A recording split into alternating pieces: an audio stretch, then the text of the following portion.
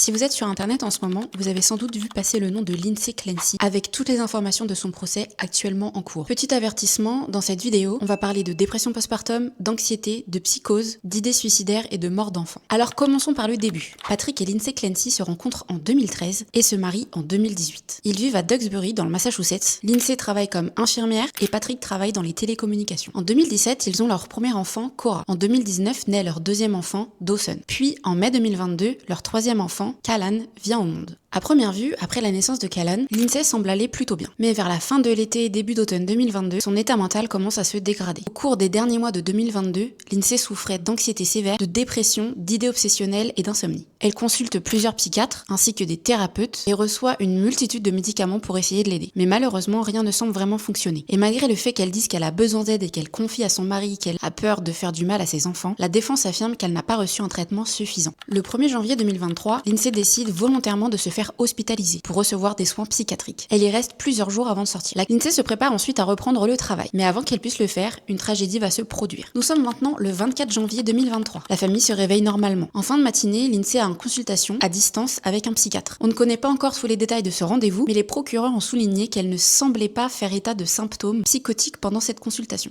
Elle revient ensuite et demande à Patrick d'aller chez CVS, la pharmacie, afin d'aller chercher une ordonnance pour Cora, et également de prendre de la nourriture à emporter au restaurant 3V. Patrick part donc de la maison, et Lindsay reste seule avec ses 3 enfants. Patrick quitte la maison entre 17h30 et 17h35. Alors qu'il est au CVS, il appelle Lindsay. Elle ne répond pas immédiatement, mais elle le rappelle quelques minutes plus tard. Il poursuit ensuite son chemin vers le restaurant 3V, et il rentre chez lui vers 18h05 et 18h10. À son retour, Patrick affirme qu'il appelle sa famille, mais personne ne répond. Alors il se dirige vers la chambre parentale. Elle est verrouillée. Il l'ouvre et découvre ainsi du sang partout, ainsi que la fenêtre ouverte. En regardant par la fenêtre, il voit Lindsay allongée dans le jardin, juste en dessous. Elle est sur le dos et présente de profondes coupures au poignet et sur le cou. Patrick lui demande alors ce qu'il s'est passé. Elle dit qu'elle a essayé de se suicider. Puis il lui demande où sont les enfants. Elle lui répond quelque chose comme au sous-sol. Patrick appelle immédiatement le 911 et reste auprès de sa femme en attendant les secours. Lorsque les premiers secours arrivent, Patrick retourne à l'intérieur pour vérifier où sont ses enfants. Il descend au sous-sol et là, il se met à crier. Il vient de trouver ses enfants avec des bandes d'exercice autour du cou, inconscients. Selon le policier qui l'a retrouvé au sous-sol, Patrick aurait alors crié « Elle a tué les putains d'enfants ». Les enfants et Lindsay sont alors transportés vers l'hôpital. Mais malheureusement, Cora et Dawson sont déjà décédés. Mais le 27 janvier, Callan décède lui aussi. Lindsay Clancy est ensuite inculpée de 3 meurtres au premier degré. Lors de sa première comparution, elle plaide non coupable. Selon la défense, son état la rendait incapable de comprendre le caractère répréhensible de ses actes. L'accusation raconte évidemment toute une autre histoire. Selon les procureurs, Lindsay aurait planifié ses meurtres. Le procès est toujours en cours. Dans ma prochaine vidéo, je vais revenir sur les principaux éléments qui sont ressortis du procès jusqu'à présent. Dites-moi en commentaire ce que vous pensez de cette affaire et du procès jusqu'à présent.